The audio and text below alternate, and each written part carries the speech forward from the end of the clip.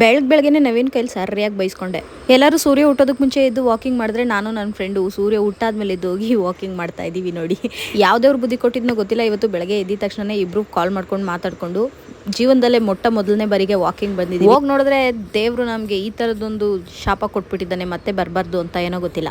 ಆದರೂ ಬಿಡದೆ ಅದನ್ನೇ ಚಾಲೆಂಜಿಂಗ್ ಆಗಿ ತಗೊಂಡು ಒಂದು ರೌಂಡ್ ವಾಕಿಂಗ್ ಮುಗಿಸ್ಕೊಂಡು ಮನೆಗೆ ಬಂದು ಮನೆ ಮುಂದೆ ಕಸ ಗುಡಿಸಿ ರಂಗೋಲಿ ಹಾಕೋದನ್ನ ಕ್ಯಾಪ್ಚರ್ ಮಾಡೋದು ಮರ್ತೋಗ್ಬಿಟ್ಟೆ.